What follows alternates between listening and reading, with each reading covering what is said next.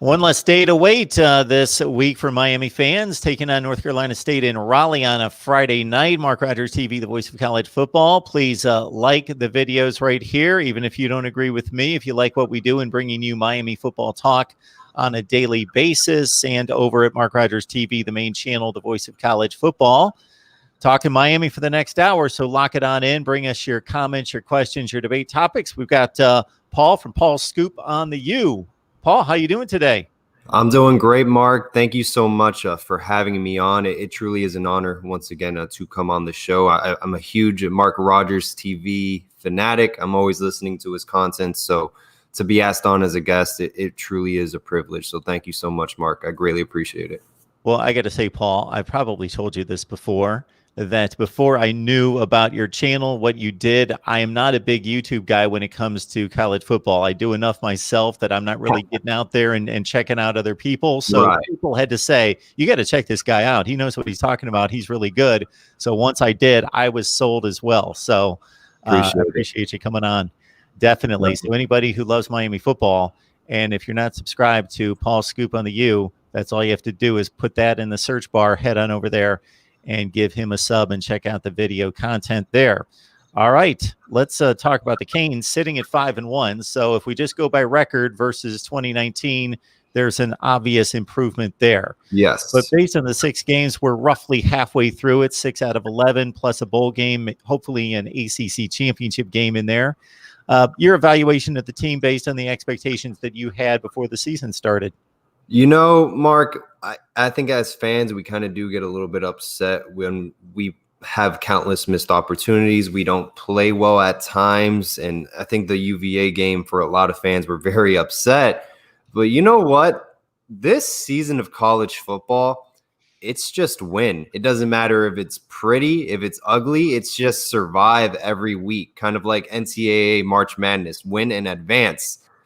Programs such as University of North Carolina, Texas, Oklahoma, who came in with a lot of noise. I think, is it true Penn State's 0-2? Talk to Penn State fans, talk to Michigan fans. Minnesota, PJ Fleck was the hottest coach in America coming in this upcoming season. Miami is 5-1. I am extremely satisfied. Now, don't get me wrong. There's a lot of things we need to improve on. But as a program as a whole, sitting at number 11 team best in the nation, I'm enjoying this, Mark, because as you well know, last year was hideous. It was just atrocious to go down in Shreveport, Louisiana, lose to Louisiana Tech, lose to FIU, get embarrassed by Georgia Tech, go 0-2 against Florida and North Carolina back-to-back weeks, to being number 11 in the nation with a very good quarterback. Hey, that's improvement. Like you said, I am completely satisfied with those results. You tell me that 6 games in, Miami's 5-1, outside of the top 10, I'll take it any day. We're pretty much getting what we typically expect and have received from the ACC over the last 5 years. Clemson's a juggernaut. They're maybe the best team in the country, certainly one of the top 3 or 4. And so they handed to Miami what, I'm not going to say what I expected. I thought the Canes would make it a bit better of a game. I'm looking forward to the Virginia Tech, not looking past any games because NC State's certainly capable at 4-2. But looking forward to the Virginia Tech and especially the North Carolina games, even though the Heels lost to Virginia. And as you mentioned, these upsets are coming at us every week. Just to see Miami stack up against somebody that's supposed to be a little bit closer to that tier of play, that second tier in college football. Absolutely. And Mark, you know, we're going to learn a lot more about Miami in the next coming weeks. Manny Diaz is 0-4 coming off of games after a bye week. As we well know right now, Miami is coming off of a bye week after the UVA win. They're playing NC State at night. It's a little chilly right now. I'm in Raleigh, North Carolina currently, so I know how the weather is. A chilly night game, Friday night, 7:30 p.m. One thing about NC State football, they're not a bad coach football team, and sometimes they can play really good or really bad. So look out for that game. That's going to be a big test for Miami and see how far the program has changed. Like you said, there's teams like Virginia Tech, which is a very scrappy football team. Justin Fuente, you know, it's been a roller coaster ride for him, but he manages always to kind of squeeze in 8 wins, go 9-3. I think he's doing with what he has. He's making lemonade out of lemons. And UNC as well. I think that's a very good offense. I don't think they're good defensively, but they can put up points. I'm a huge Sam Howell fan. I love the offensive coordinator, Philip Longo. And they did not have Bo Corral as one of their primary targets, who's a big receiver. I mean, he's probably going to be a tight end at the next level. He was out against UVA. So look out for that UNC and Miami offense. It's going to be a barn burner first to 45. I'll tell you that. I was talking some NC State football just a few minutes ago with Corey Smith from 247 Sports. We'll have that video out soon, but just kind of dissecting where they're at. Their starting quarterback, Devin Leary, lost for at least a few more weeks, if not the season. 8 touchdowns, 2 picks. He was playing well. As NC State was a 1-7 team in the ACC last year. We're used to them going 7-5, 8-4 is pretty much that NC State place in life under Dave Doran and getting to decent bowl games, but they took a drop off last year once they lost Ryan Finley and some other NFL players. But they came back pretty strong, winning for 4 of their first 5 before they took it on the chin against North Carolina. But Devin Leary, their starting quarterback, out. They're going to go with Hockman at quarterback. Nice running back in Bam Knight, who was a top flight freshman in the ACC last year, and NC State off to a pretty scrappy start here at 4-2. Leave your comments, your questions. We'll pass them on to Paul. I may have something to say as well as we make it on through the next hour. Gotta say real quick here, Paul. Kasami 47 Crip, appreciate the super chat contribution. There you go. Oh, snap, Paul, on the Voice of College Football. Bam, there you go. One thing to add, Mark, on NC State's quarterback situation, Devin Leary, I mean, he was really doing a nice job under center. And I'm not the biggest fan of Bailey Hockman ever. Something about lefty quarterbacks, it's not really the norm in football, but, you have your once in a while great players like Tua Tagovailoa, but he's 14 out of 24, 215 passing yards against UNC, had 1 TD, 1 INT, was 16 out of 23 for 91 passing yards, 1 TD and 1 INT against Wake Forest. He's going to turn the ball over every game. So Miami needs to take advantage of that opportunity at hand. And look out for Ryan Finley's younger brother as well. He's also part of NC State's quarterback room. He did fairly well against North Carolina in his first debut of college football. So look out for him. He could be a key to NC State trying to have success against this Miami Hurricanes defense. Yeah, so looking at the defense, linebacker seems to be the target of a lot of fans in regards to not seeing what they had expected to see this year, wanting a lot of the young guys to see more time. Where do you stand on that? Yeah, no, absolutely. I'm in a group chat with a lot of people who cover Miami Hurricanes football, and one great YouTuber, his name is Roman Marciante. He actually played quarterback at St. Thomas Aquinas Senior High School, which is a dynasty in high school football as a whole. I mean, Jason Taylor's their defensive coordinator. I mean, Chris Carter was a part of their program for a little while. So, they are the Yankees of high school football. He was showing some film on comparisons of Corey Flagg and Zach McCloud, and I mean, it's just night and day. I mean, Corey Flagg is just a much better overall, linebacker and athlete at the Power 5 level. Zach McCloud is a veteran Power 5 linebacker, and I really haven't seen a lot of improvement. I think it's time to move on. We have great young players coming in with Sam Brooks and Corey Flagg. You got to play for the future. So, in my opinion, I'm all for a youth movement at the linebacker position. Speaking of youth movement as well, our wide receiver core, a lot of people are getting tired of some of our veteran players. A lot of people also want to see a youth movement there as well. So we're going to learn a lot who's going to play more, who's going to get more snaps moving forward. But I definitely do expect Corey Flagg and Sam Brooks to get a lot more snaps in the second half of the season. Yeah, 19 points against a Virginia team that lost the 2 previous games by 17 points, giving up 40+ against NC State and Wake Forest, I think, were the 2 teams prior to Miami. And especially when you hit the 2 pass plays right out of the gate for 75 yards and had a touchdown on the board within like 30 seconds. And then to be struggling with 13 points on the board later was a bit of a disappointment to people. I'm going to get to a one comment here and then pass on a question to Paul. So John notes, as you mentioned, North Carolina and their great offense. Yeah, Sam Howell, perfect comeback kid. He's done a lot, but missed a few times. Sad for him, not his fault. I was reviewing the weekend, a few things that resonated with me. If your quarterback goes 23 for 28, throws for 443, 4 touchdowns, and no picks, and your running back runs for over 7 yards per carry, you should win that game. But they found a way to lose to Virginia. Just defensive gaffes all over the place for the Heels over the weekend against a Virginia team that's fairly limited on offense. Paul, our guy Terrence here, who do you expect to be a difference maker on the defensive side based on what the matchups against NC State present? So just want to add a note to this question. If anyone is aware, University of Miami, they haven't stated the amount of players that have tested positive or was it contact traced to COVID-19, but Miami is expecting a lot more than 6 or 7 players to be missed against the NC State game Friday night. They haven't publicly stated which players will not be there, but Quincy Roche is good to go, and so is De'Aaron King and Brevin Jordan. Just want to add that quick note before I answer the question, because the last thing I want is to name a player and he doesn't even play in the game. But by all means, it starts with the defensive line, and I had to go with Quincy Roche. Getting to the quarterback, that's Miami's identity on defense. Make the quarterback make plays out of the pocket, get to him, and force fumbles, create turnovers. That's the identity. That's the turnover chain, for example. That's what this Miami defense is all about. So Quincy Roche, how many sacks will he have? Right now he has 2.5 sacks this season. If he gets a couple sacks against NC State's offensive line, which I think is very feasible, Miami will have a successful night come Friday.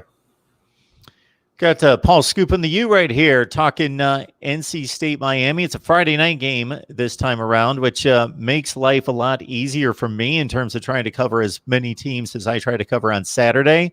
So I love it when I've got some significant games on Thursday and Friday to spread the workload out.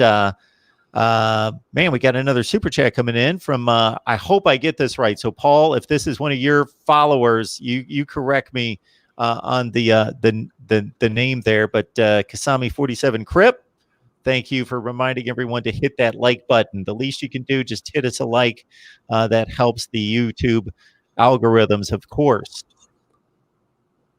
Let's see, we've got comment here. NC State won't put up 45 on us. I see them maybe getting 21 at most, 35-14. Miami's in much better performance by us Friday in a semi-primetime game that we can handle, not like Clemson. I agree. NC State is not an offensive juggernaut. They're going to use 2 different quarterbacks in this game. Now, running the football is kind of their identity. As an offense, they're going to run heavy. They're not going to be a pass-heavy, aggressive offense. Like I said, they are right now. I have the rushing stats right in front of me. They're 3.6. They average 3.6 yards per carry. They have, hope I pronounce this, Zenovan Knight. He's averaging 406 rushing yards, 5.9 yards per carry. Then Ricky Person Jr., 4.6 yards per carry, 335 total rushing yards. So, like I said, they're going to be running the football a lot. If NC State does get to the 27-30 point margin, that's going to be an interesting game. I don't see Miami giving up 30 points against NC State, but if Miami gets turnovers and NC State adds points to those turnovers and it's a rough night for Miami, hey, anything could happen on a Friday night. Like I said, this team has to be ready to go. We will be missing players, so I don't know who we're going to be missing offensively. That may limit our offense. It wasn't the best offensive performance for Miami against UVA. We missed out on a lot of opportunities, and we only scored 19 points. So just look out for that, man. But I don't think Miami should have any problems on the defensive side of the football whatsoever. Paul will pass this along. William Merriweather. Ask Paul how Tate doing. Tate. Avonte Williams? Oh, Tate. Yeah, man. Best of luck moving forward. It is what it is, man. Tate Martell, 5-star quarterback out of high school, offered by Urban Meyer, goes to Miami, and it didn't work out, unfortunately, for the Martell family. But, hey, best of luck moving forward. And that's kind of the thing that's going on in college football a lot. We see a lot of transfer quarterbacks. We were seeing that with Georgia. I think their backup quarterback is in the portal, and Carson Beck, there are rumors about him leaving Georgia as well. I don't know what the situation is. They had Jamie Newman, then they went to JT Daniels, and then Stetson Bennett is their starting quarterback. So it's basically the new free agency of college football, quarterbacks leaving, entering the transfer portal. So, hey, best of luck to Tate Martell. I think we also see a lot of guys transferring because they obviously won an opportunity, but I've never seen a time in college football in which, because of the level of play in the high school ranks and all these camps, the Elite 11 type camps and all the other ones that are out there, just prepare these guys to be ready to play as high school, as college freshmen, that any viable college football program out there has 2 and 3 quarterbacks that can play. It's not like the old days when you're lucky to have a quarterback who can play, and if you got 2, it's insane. That's not the case anymore. Georgia's got 5 guys in that room. When Jamie Newman transferred in, they had 5 at that point that all could play somewhere and be decent quarterbacks, if not better. So these quarterbacks are looking for an opportunity, and now many find out after they transfer that they get into another situation where they have to compete for a job where they thought they might have an easy path to a starting position. Paul, when it comes to Rhett Lashley's offense, people had high expectations. Miami fans were very excited. What has that turned out to be for you after 6 games based on what your expectations were coming in? Yeah, I mean, we're averaging 32.8 points per game without a spring football season. That's a complete 180 from last year. Third down efficiency is at 43%. It is better than last year. I would like to get that up to the 50% margin. 7 out of 9 out of 4th down. Rhett Lashley's offense, the only thing, I mean, I'm completely satisfied with it. Don't get me wrong. The only thing I would like to see more, is just more quick, short passes, utilize the middle of the field. I feel like we were seeing that a lot more first 3 games. And then, it kind of changed a little bit, the last 3 games. I'm completely fine with it. D'Eriq King, I mean, he's doing a great job as our quarterback. It's the first year as well. A lot of these players are working in the Rhett Lashley offense as well. So, I think he's doing fine. My only thing, and I'm going to stress this until it starts working, is our run game. We need to develop a run game. We have to create an identity. We're relying too much on home run plays where we just score on one play and it goes for 40 yards. We need to create a run game. I think that's what's limiting our offense a lot. We're running too much in the middle of the field. We're not utilizing the outside a lot. It's been completely shut down. And that credit could go to the offensive line. We're not creating a lot of holes, but our run game needs to step up. Cam Harris, first 3 games, did a tremendous job. The past 3 games, our running backs as a whole, I think D'Eriq King's been our leading rusher, except for Don Chaney against UVA. We haven't rushed for more than, I think Cam Harris specifically hasn't rushed for over 50 yards the past 4 games. It's always been, I think the most he's ran for was 43 rushing yards. So he needs to step up. He's our upperclassman.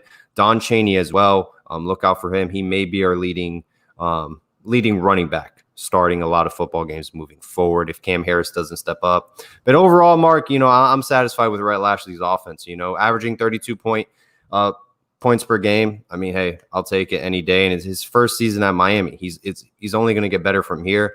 He did a great job at SMU, and Miami's very fortunate to have Rhett Lashley as our OC. So small little, fixes we can make. I think we're getting too greedy with deep ball passes. That's not our identity right now. Keep in mind too, Rhett Lashley hasn't recruited anyone on this team. So it's a completely different, team that he's dealing with. So these aren't his wide receiver recruits. And once he gets his wide receivers in, Rob Likens gets his guys in, maybe the playbook will look a lot better, throwing deep ball passes. But Miami, they have not been successful with passes 20 yards or longer. So that's why I want to see quick, shorter passes in the middle of the field.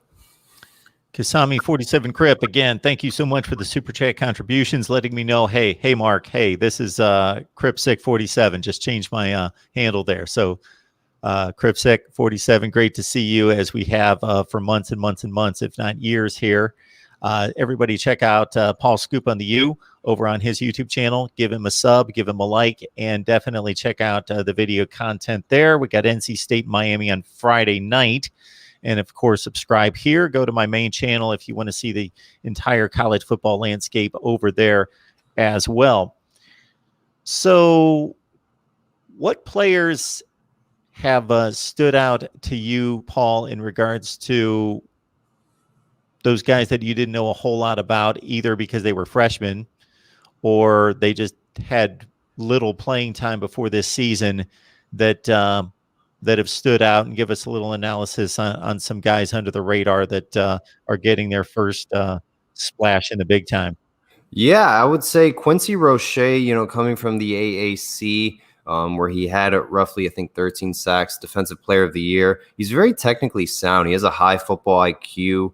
I did not expect him to be that fundamentally sound at the defensive line. I think he's done a fairly decent job so far. Another player that we didn't see a lot because he only played 4 games last year, Bubba Bolden. I think he's done a tremendous job. I think he weakness is pass coverage at times. Receivers do get open a lot, but he's our leading tackler. He has 1 sack, 1 interception, 38 total tackles. I mean, he's our best player defensively. And Gilbert Frierson, an underclassman who a lot of people were actually thought that he was leaving the team. He was frustrated over playing time, that they were going to see Keontre Smith start over him. He's done a tremendous job. Huge improvement from last year. Has 26 total tackles, done tremendously in pass coverage as well. Extremely excited about Gilbert Frierson and the future he has at Miami. And that's on the defensive side of the football. Offensively, Don Chaney, wow, what a big body, man. I mean, for a true freshman, the way he moves the football, I think we should utilize him more in the red zone, especially in goal line situations. So that's another player that, I mean, I never in a million years I would ever think one of our best running backs would come out of Belen Jesuit Preparatory School. If people from Miami would get that joke, but man, sincerely, he's done a great job. And De'Ara King, I think he's done a very good job, as a veteran quarterback in the college ranks of 1,400 passing yards, 11 TDs, 4 interceptions. He's doing enough for us to win football games. So I'm completely satisfied with those players. Again, Paul Scoop on the U. Check him out on his channel. Keep it locked in right here as well. Miami and NC State on Friday night. Seems to be a lot of conversation. Of course, the offensive line has been probably the worst unit, I would say, and correct me if I'm wrong, year to year, going back the last 5 years or more. Right. Yeah. Year to year. The defense has obviously been top 5 to 15 in the nation almost consistently. The quarterback has been an issue since Brad Kaya left up until this year. Running backs, wide receivers, very talented. So from an offensive line standpoint, are there not the same level of prospects at that position in Florida? Is Miami not getting the best ones out of Florida and out of that South Florida area? Is development an issue? I'm guessing a lot of it has to do with all those components. Yeah, that's actually a great question. It's funny because last year, Butch Berry, who was our offensive line coach, it was very well known. He did not like to recruit. That was his big weakness, was recruiting. So we were not doing a good job. Isaiah Walker, who was an offensive lineman, I believe he went to Miami Norland Senior High School, probably one of the best in Dade County or in South Florida, arguably. He actually was committed to South Carolina and then flipped to Florida. Basically, like, if Miami really pushed to recruit him, he could have came to Miami.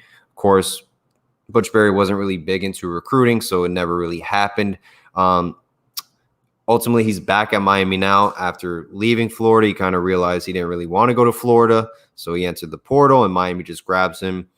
Hopefully, under the new guidance of Garin Justice at the offensive line position, which I am seeing with the players we have right now coming in, Lauren Seymour, Michael McLaughlin, who's 6'7", 6'8", put on a ton of weight. He's going to be a late bloomer. And Ryan Rodriguez from Columbus Senior High School. I think we're recruiting really well and better from past years, and we're finally creating depth at the offensive line position.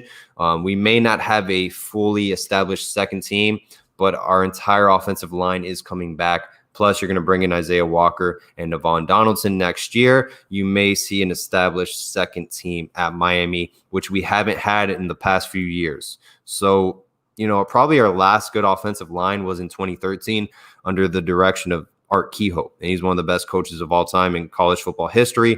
So, it is what it is.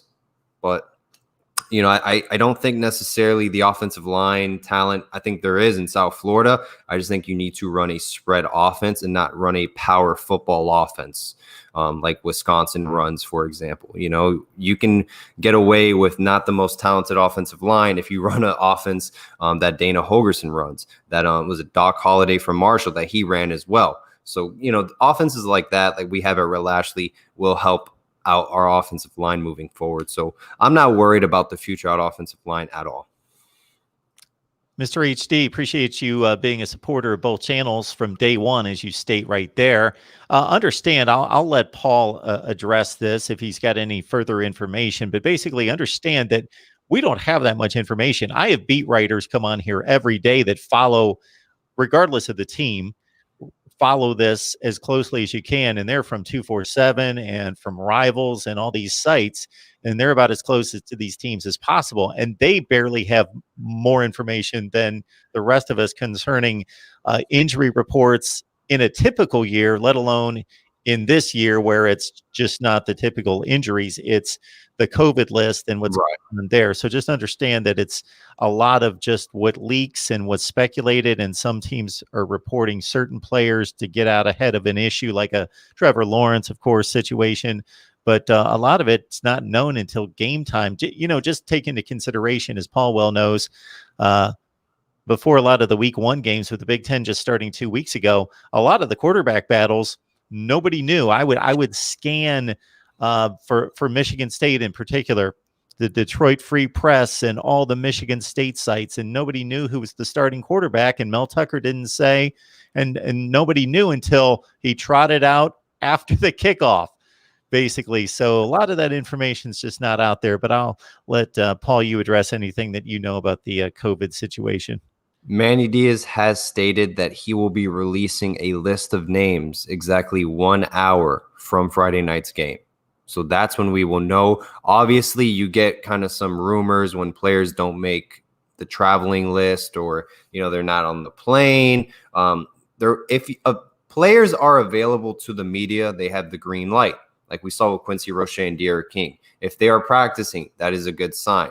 So if you don't see players practicing, there was someone stated Jalen Phillips. So look out for that name. I don't know. That's just a rumor. Do not go by that statement. Take it with a grain of salt. But someone stated Jalen Phillips was a name to look out for. So just little hints like that. But ultimately, we're going to know the entire list of players 1 hour before game time.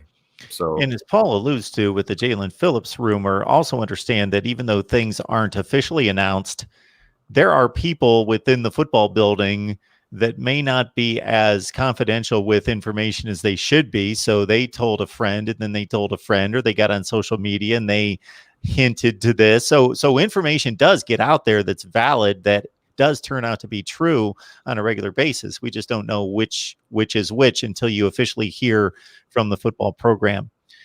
Terrence Templeton, thank you so much for the super chat contribution. We appreciate that so much.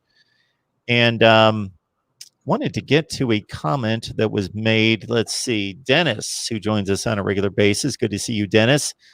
Don't like the RPO zone read offense. Not good for the running backs. Takes too long for the plays to start.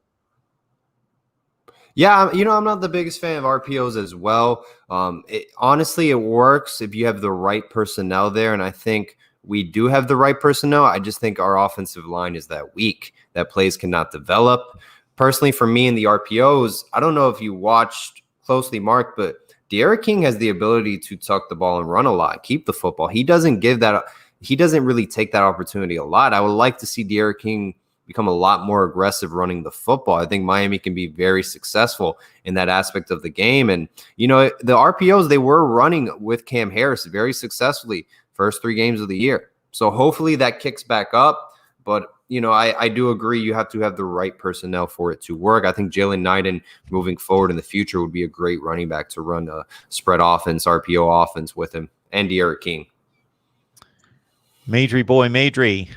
Lashley needs to spread the ball out a lot more than he does. He also needs to use the hell out of Mallory. Yes.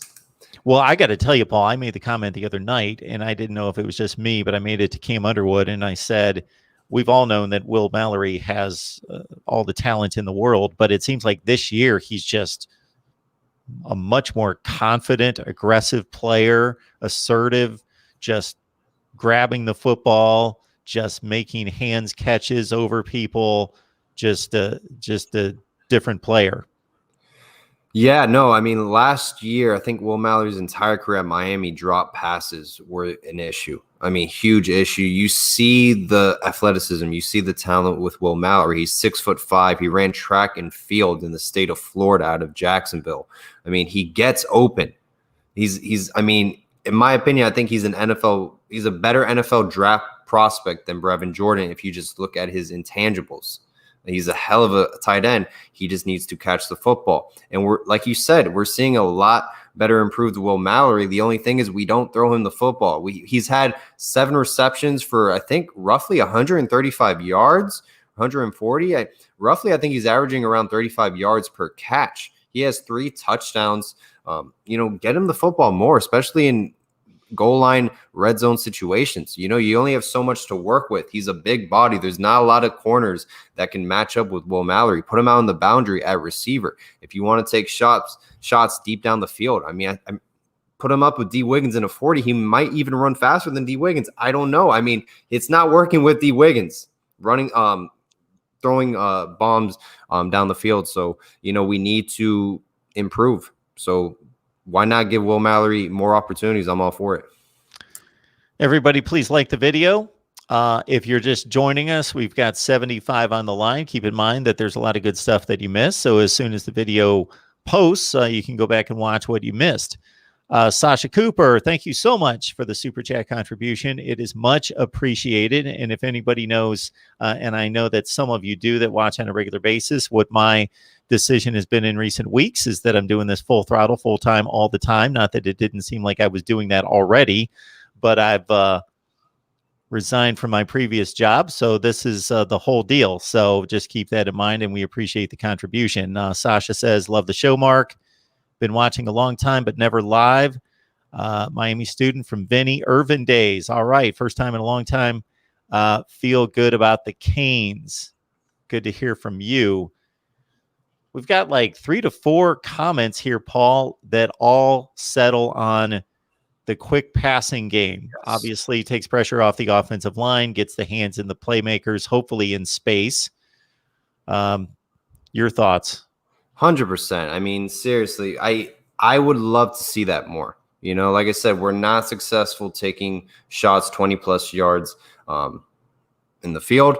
That's, quick short passes, more drag routes, more screen routes. I think that's been very successful so far we've seen with Mark Pope specifically. Let's utilize him more. So ultimately, yeah, I mean, I would love to see quick short passes like we saw earlier in the season, but hey, we've been running the ball heavily consecutively last few games. I don't understand why, specifically in the red zone and close to in goal line situations. So quick short passes, I'm all for it. Forget about the deep ball threat. It's not there. We don't have a receiver like D Wiggins. He's not going to grab the ball. He's not going to be aggressive and get the football. That's why we want to see a lot of young players like Michael Redding, Keyshawn Smith. So I'm all for quick passes, and that's Mike Harley's game. That's Mark Pope's game. Those are and Brevin Jordan as well to a certain extent. But those are your 3 best leading receivers. Go utilize them if you want to have a successful offense. So I'm all for that. Paul, you said something earlier about relying too much on the big play. And certainly if you look at the metrics of this offense, and I'm sure it's gotten better this year, but it's still not to where it should be. So you have those offenses out there, and I bet we could name the programs. You have those offenses out there that are very consistent. They move the chains, but they're too reliant on just moving the chains, and they don't have the playmakers to make the big plays. Now, the issue there is that for you to move the ball for 16 plays and 75 yards against a good defense, is difficult because anytime you make a mistake, you get a sack, you get a penalty, you're behind the sticks. That's not good for any offense, but especially for an offense that's only moving the ball at 5 and 6 yards a clip. That's difficult to overcome, to grind out those drives and never make a mistake, never throw a bad ball, never have a tackle for loss, anything. But Miami's been on the flip side of that. The metrics have said this is an explosive offense. And in terms of red zone, third down conversion rate, they're awful. It's better this year, but you want to be somewhere in between where you're both efficient and explosive. They've been high on the explosive. They're getting better in terms of efficiency, but as you say, Paul, need to take some more strides there. 100%. No, I completely agree. Third down efficiency, like I previously stated, I think we're looking at 43.9 success rate. So we obviously need to improve. And plus, something I've stressed a lot, Mark, you can try to go up tempo all you want, but if you continuously have consecutive 3 and outs, there's no point at all. Like up tempo is not going to work out if you're just going 3 and out. You're just literally just speeding up, the offense, and it just 3 and out, 3 and out. It's not going to work. It's not a formula for success, especially for your defense. When you're going so fast, they're exhausted from the end of the drive. Now they're back on the field. So that's not a recipe for success for this offense to go up tempo or for your defense either. So, just got to stop 3 and outs, and just convert more. Like I said, I think we see a lot of people in the comment section utilize the middle of the field more. I would like to get away from running the football and be more pass heavy aggressive. And that's something, just to nitpick, I thought we would see more from Rhett Lashley this season. And I think we could have utilized greatly against UVA. D'Eriq King was 6 out of 6 beginning of the game. And, I think we went away from that and running the football more in the middle of the field. And it kind of slowed down our offense. And I think we could have put up a lot more points if we threw the ball perhaps 40 times that game. I think we could have scored a lot. So that's just my opinion. Now, you see this out of a lot of offenses just in general, where if it's 3rd and 18 or 3rd and 22, they'll play it very conservative because, number one, your chances of picking up a first down are so minuscule, the stats say. Number two, what happens is the quarterback puts too much on himself to throw the ball deep down the middle, maybe late in the play, and the risk reward just doesn't work out. So you see a lot of screens, a lot of draws, that sort of thing. But especially against Pitt, I was taking notes on that game. And it took forever for Miami to throw the ball downfield at all. And there was constantly, I'm not talking 3rd and 18, 3rd and 22. I'm talking 3rd and 6, 3rd and 7, 3rd and 8, where they're running the ball to the running back. Either Cam Harris is just running a straight handoff, or they're throwing a little swing pass that's not going anywhere. And I'm thinking, is that because they don't trust the offensive line because Pitt's got one of the better defensive fronts in the ACC or in the country, or they're not trusting D'Eriq King to make the right read to deliver something a little bit more downfield? Yeah. It's funny, going back to the Pitt game, there was one play where Will Mallory, he was wide open in the middle of the field, but I think we took a deep shot to D. Wiggins. I think that's just one example. So I think, the decision-making is on D'Eriq King. I don't think, the play is just, hey, let's just throw a deep bomb. And there's been a lot of questionable, play call. 3rd and long situations, 3rd down situations by Rhett Lashley. A lot of quarterback design draws we've seen, which are, if you're 3rd and 18, there's no point of running a quarterback draw or just a halfback draw as well. So, that is something very questionable I've seen from Rhett Lashley that I would like to see improve. His play calling on 3rd down situations and 3rd and long. If we're going to take deep shots, which is fine, I just don't think we have the right personnel for it. You can put in Michael Redding III out on the boundary. I think that's a viable option. Keyshawn Smith, or give a shot to Will Mallory. I truly think he can play receiver at the Power 5 level at a Big Ten program, and he's one of the best athletes on the field. Why not give him a shot? So, maybe we'll see an adjusted personnel moving forward, but D. Wiggins is not a deep ball threat. And I think we've identified that, and I don't like going long with a lot of undersized guys who are under 6 feet, like Mike Harley, Mark Pope.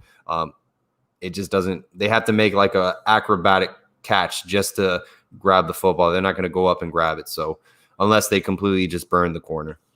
Mark Pope definitely made his best catch of the season. And when I watched that on replay, I was even more impressed because he didn't have much separation when the ball was probably only about 20 feet away. And he just had to just all of a sudden, it looked like he wasn't going to get there, all of a sudden lay out and then obviously be over the sideline, but get his left foot to drag. And it was a tremendous catch out of Mark Pope. I got Terrence Templeton in. And I got to say this, Paul, last signing day, when Avonte Williams signed, first committed, of course, everybody got excited and then signed. I don't know if that was the same day or not, regardless of the situation. I don't know. And I'm an outsider. I'm a guy that just covers college football. I cover everyone, try to get to everyone. So I'm just watching the games and just having fun. And I can take it all with no pressure because I'm just watching the games. But when Avonte Williams signed, I saw more excitement out of this fan base than over any signing that I can remember. Unfortunately, we didn't get to see him play this year. So Terrence is asking if we've heard anything about his rehab for next year.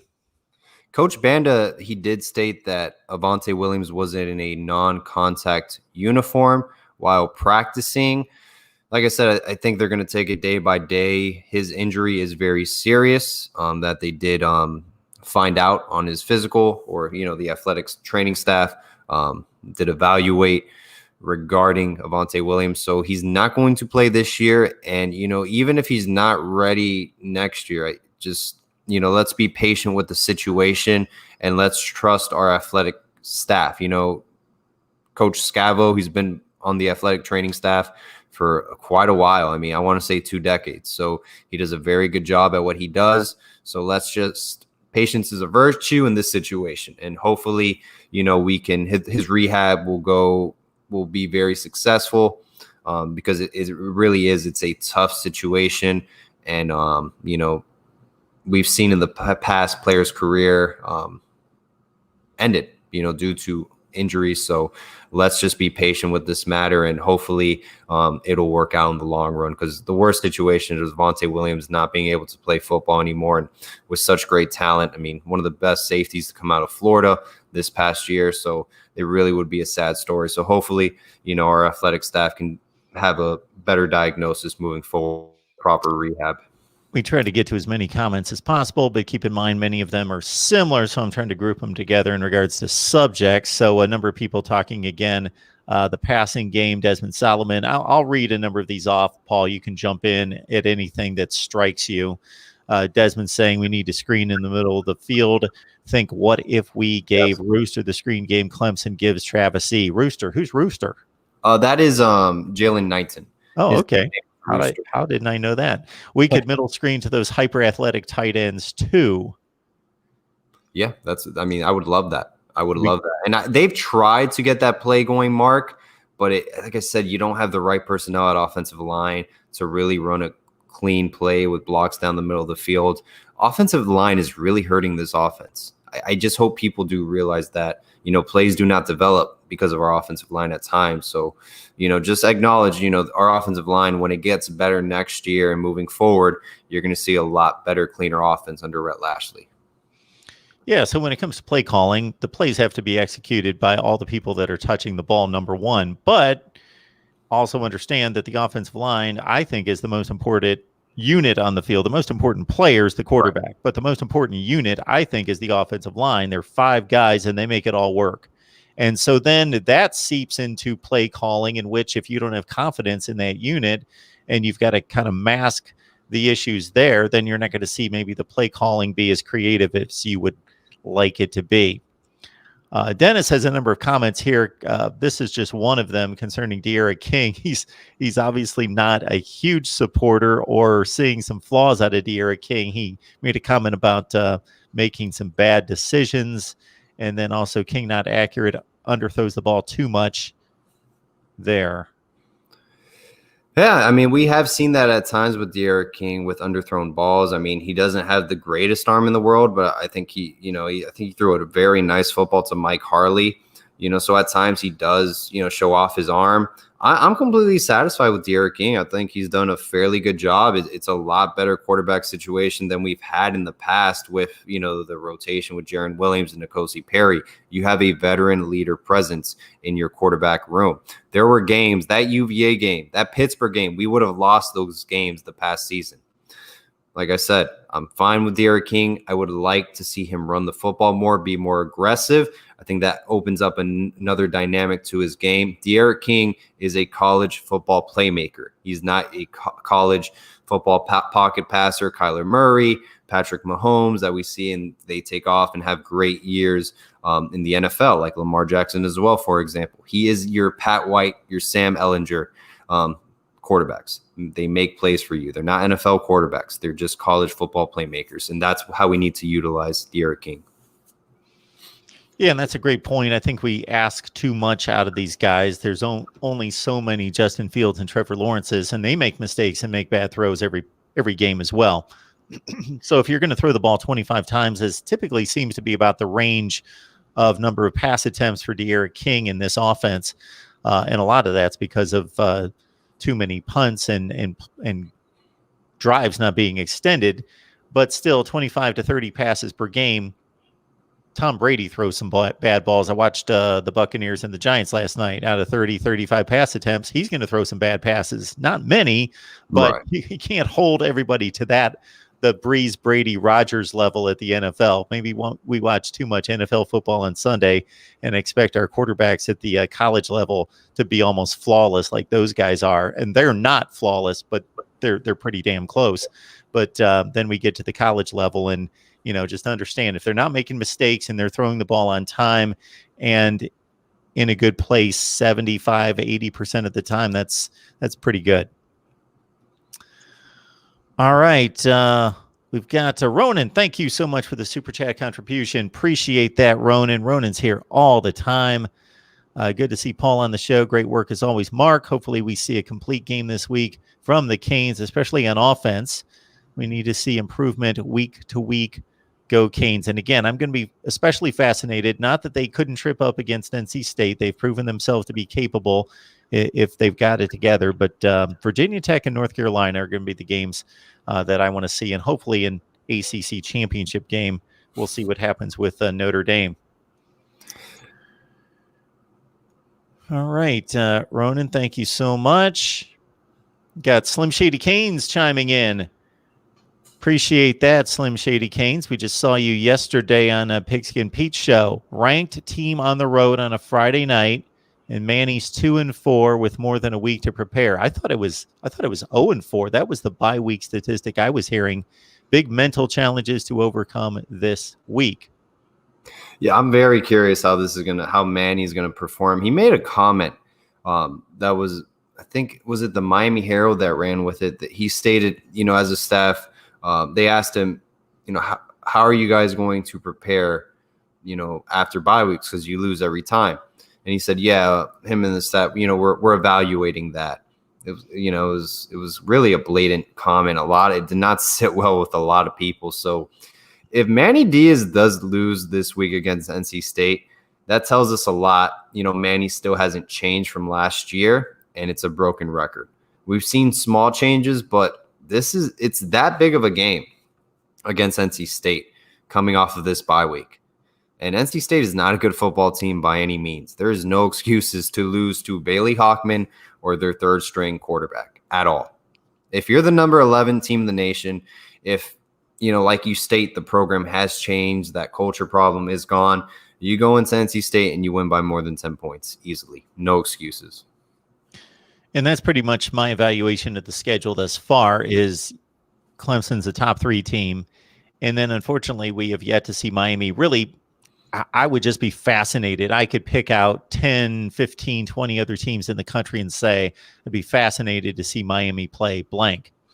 And again, I'm guessing North Carolina is the closest thing to that team that we're going to see. And maybe they're not quite there. Defensively, they look shoddy. But, I'm talking Auburn, Penn State, somebody like that. Texas, I would love to see. I'm not talking about the very top of college football, but somebody who's really capable would be interesting, because NC State, just throw them in the bucket with Pitt, with Virginia, with Louisville. They're all pretty much the same team. They're different in terms of what they do well and don't do well, especially Pitt's an outlier in terms of their strengths and weaknesses. But when it's all put together, they're all about the 50th best team in the country. You think Miami's the 50th best team? No. Oh. When you throw all these opponents, NC absolutely. State and Virginia and Pitt and Louisville, they're all pretty much the same team. Yeah, no, they're very different in their strengths and weaknesses, but you throw them all together, Miami keeps playing the 50th best team in the country, basically. Absolutely. And, college football, I think, like you stated, there's probably 3 really elite teams, and then there's a big drop-off. Like, who's at that number 4? I don't think BYU is that good of a team. Florida, Texas A&M, how good are they? They both have losses so far. I think Marshall's another team. Coastal Carolina's even ranked 15. So, there's a big drop off from this top 3 elite ranking of the Clemson, Alabama, and Ohio State. Who gets that number 4 spot? Notre Dame is not that good of a football team. I mean, let's be real. They're pretty overhyped, and I think they'll probably get upset by UNC. I'm interested how UNC's offense will do against Notre Dame as well. So Miami as well. I mean, 11 in the nation. If they put it all together, I can see a top 15 program, but like you said perfectly, I mean, there's other programs, it would be interesting how Miami fares. They had their first test against Clemson, and it was hideous, completely hideous, and not even prepared. Yeah, I'm right there with Notre Dame. Notre Dame is very good. They'll have NFL players all over the map. But, I think that college football this season is in the same place that what we saw last season was 3 elite teams made the college football playoff, and even the 4th team, which I don't necessarily think that Oklahoma was the 4th best team in the country. They were probably in the top 7 or 8, but they earned that 4th spot. I'm not denying them that. I would have liked to have seen, just from a competitive standpoint of seeing the best teams on the field, Alabama, despite 2 losses, was, I thought, the 4th best team, but I wouldn't have put them in there. They didn't earn it. But look at the drop-off. We saw LSU up by 5 touchdowns on Oklahoma at halftime. That's how much of a separation there is in college football. Absolutely. And I mean, you see conferences like the Big Ten, for example. I mean, Michigan, Minnesota going, losing already this early in the season, Penn State as well. Is the Big Ten really that strong of a conference? I know you talk with a lot of Big Ten, guys. I mean, it seemed like Wisconsin was the team leading everyone, but they might not even qualify for the Big Ten championship. So it really just seems like it's Ohio State's conference. And everyone else is really lacking. Rutgers football, I mean, they're a program to look out for, I guess, with Greg Schiano, but it really is a mess right now in the Big Ten. And I've never been a fan of Pac-12 football. I think it's extremely overrated as well. I mean, not much to say. I mean, we're in the ACC, but the ACC doesn't look that bad compared to other conferences, I would state. What do you think, Mark, about that? Well, I thought that the ACC in 2016 played better football than any conference in America. So what I mean by saying that is that the SEC I still thought was the best conference, but if you just look at the results on the field in 2016, I laid it all out, went through a bunch of different metrics, results, compared all the conferences, and the ACC with Clemson winning a national championship, Florida State winning an Orange Bowl, a lot of teams, including Miami, winning bowl games. I think a 10-3 bowl record out of the conference that year, and an exceptional out-of-conference record. And when you really slice it, that's the only way we can compare these conferences is when they play each other. But since then, the ACC has taken a huge decline because of Florida State more than anybody, but also programs like NC State were much better then. And before a jump back last season, Louisville took a tumble as well. Georgia Tech's taken a tumble. They went to an Orange Bowl in 2014. They've taken a tumble. So this conference went 6-19 against the other 4 conferences last year. So it was not a good look for the ACC. They didn't play well. Now, you almost can't judge this conference. You can judge it, I guess, 2 different ways this year, because you've got Notre Dame as maybe the second best team in the conference. That remains to be seen, but most people would consider them to be the second best team in the conference. Right. But are they really a member of the ACC? They're not going to be there next year. So I've got nothing to back this up right now because, again, I rely on the results between the conferences, and we don't have any of that this year. The only ones we're going to have are during bowl games and during the college football playoff. But I generally think that the SEC is the best conference and that the Big Ten's number 2. And then the other 3, I would have to sit down and really analyze it. But I did think Penn State was better than they are. I did think Michigan was better than they are. So, yes, the Big Ten has, I don't want to say underperformed because they're playing themselves. So maybe it's just a more balanced conference rather than having Michigan, Penn State, Wisconsin be these like top 10 to 15 teams. Maybe they're not that good. They don't, at this point, look that good. Yeah, I mean, the thing I would say is, like, is Maryland a good football team? Like, compared to some teams in the ACC, Maryland or UNC, I think that's a close game. Minnesota against UNC, I don't know. That's another close game. How the Penn State loss, just games like that. Michigan State is awful. They're awful. I mean, under Mel Tucker, and to beat Michigan, that's a huge win. So, just stuff like that kind of makes me curious, because Michigan and Ohio State, and that rivalry, I mean, it's been dominated by Ohio State. I just think, maybe the Big Ten isn't that good. Maybe it's really just Ohio State's conference. And like you said, you had higher expectations. So did I coming into the season. And, looking at, your conference schedule, teams are really underperforming. PJ Fleck seemed like he was going to be the next Nick Saban, building a great program down in Minnesota. Not so fast.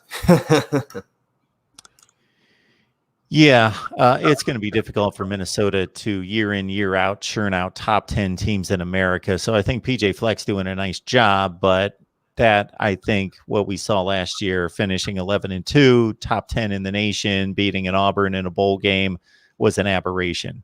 I think the most they can hope for is to be a consistent 8-4, 8-4 most seasons. And that's what Minnesota football is going to be at their best. Robert Armstrong, thank you so much for the contribution. Appreciate you letting everybody know to please hit the like button and subscribe. Appreciate that, Robert. All right. Maybe one more subject or question here. Anything else on the line? Let's see. Gary Hall, I will say this, Paul, about my assessment of the ACC. I started down this path, but my summary would be similar to what Gary's telling us there, that Clemson's obviously been the class. Clemson and Florida State battled it out for a number of years there, 2012, 13, 14, 15, and Florida State would knock them down, and then Clemson caught them and then passed them, and then Florida State fell off the cliff. And that's one of the big differences I see in the ACC right now versus 5 years ago, is that Florida State was right there neck and neck with Clemson, and that was a great game, and that game decided the conference. Now, for the last 5 years, there hasn't been a game to decide the conference. It's been Clemson's conference, and the rest of the games kind of don't even matter. And we've seen a different team win the Coastal Division every year, and that's a good thing in terms of interest. I find it interesting that I don't know who's going to win the Coastal, but in terms of showing quality, it's showing you that there's not a team or two teams that are, boom, at the top of the Coastal that own it. It's just kind of whoever gets hot, whoever gets a break in the schedule comes out and wins it. Miami and Florida State, those are the two programs that could make the ACC a dominant conference. They're the two programs that have the ability and the recruiting footprint.